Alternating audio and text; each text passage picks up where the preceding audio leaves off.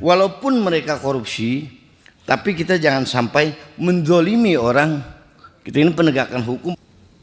Misalnya yang dinikmati oleh koruptor itu berapa? Tapi Jaksa Agung dari Kejaksaan Agung itu menghitung kerugian dari zaman Belanda dulu, Pak, misalnya. Misalnya ini kerusakan alam ini sudah sekian, itu dihitung. Ini kan tidak fair juga, Pak. Kita kan walaupun mereka korupsi, tapi kita jangan sampai menzolimi orang. Kita ini penegakan hukum harus sejujur-jujurnya dan harus apa adanya. Jangan karena keinginan masyarakat, jangan sampai disandra. Oh, Kejaksaan Agung biar ingin dikatakan, oh kami super power, kami terkuat, kami bisa mendapatkan uang banyak. Oh, kita sangat bersyukur bisa seperti itu.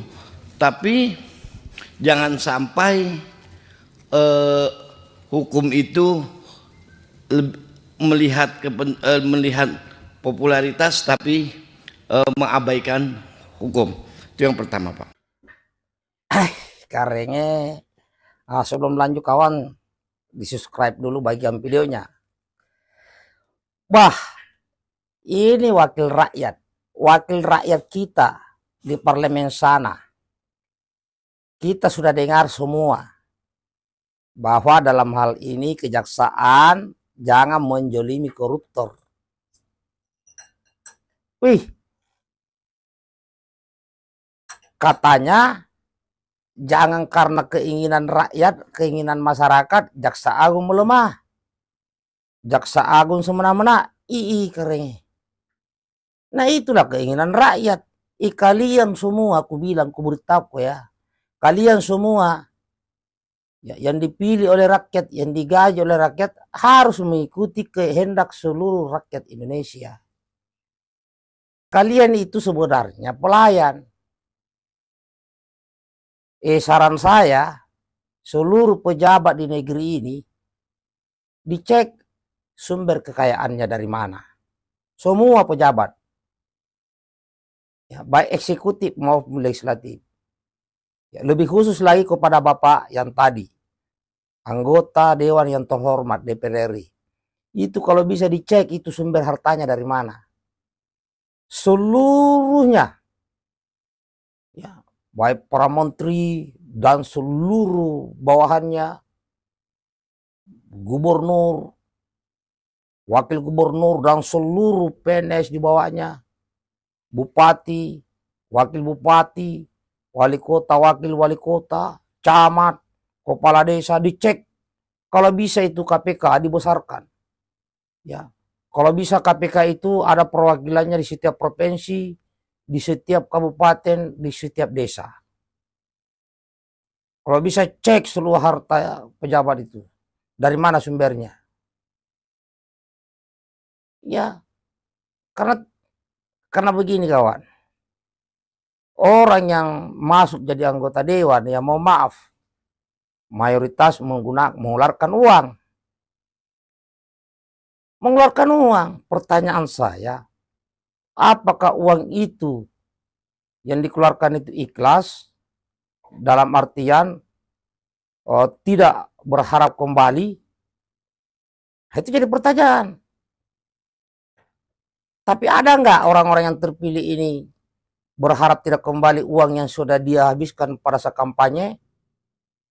Apakah mereka bersyukur dengan gaji yang sudah ada tanpa korupsi? Ini semua tanda tanya.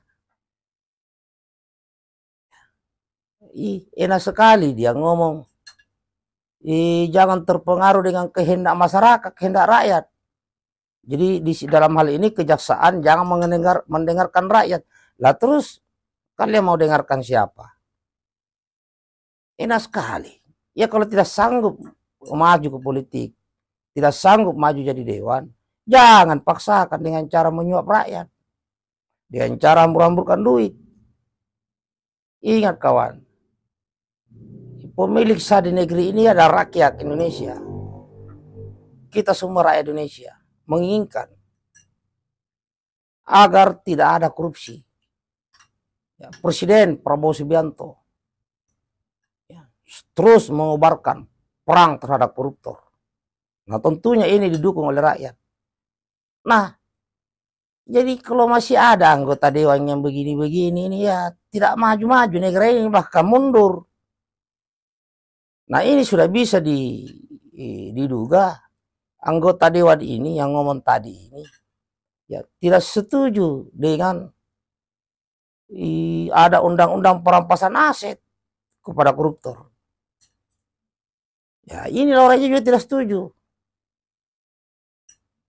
Dan sampai sekarang ini anggota DPR RI tidak bulat suara untuk mendukung perampasan aset para koruptor.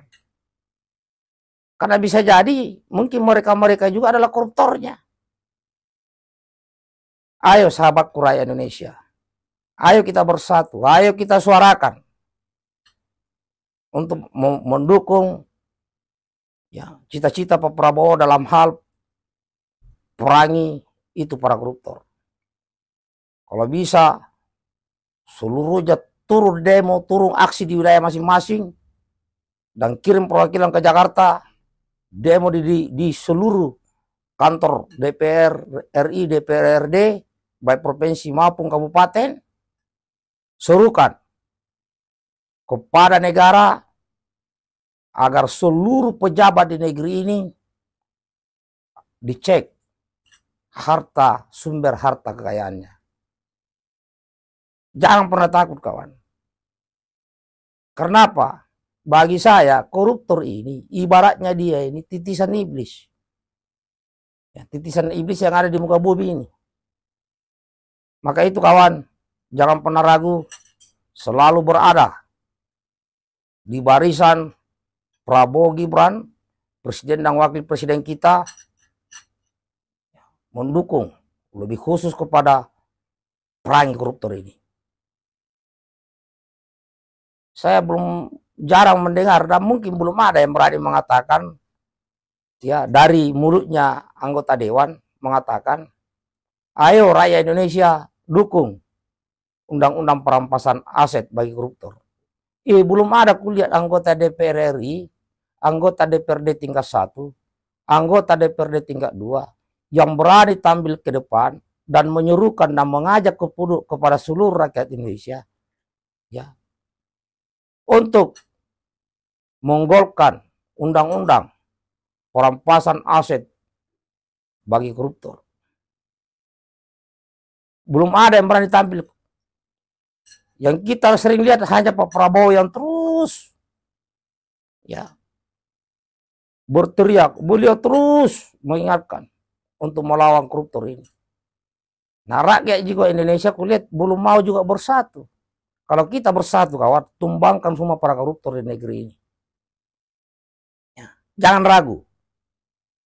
Yang setuju dengan saya, baikkan videonya kawan. Dan sebelum saya akhiri, saran saya kepada KPK, anggota DPR RI yang ngomong tadi itu, sudah, dan kepada seluruh sahabat rakyat Indonesia, coba dicek hartanya itu dari mana sumbernya, dicek-cek aja. Kita viralkan. Oke? Bagian videonya kawan.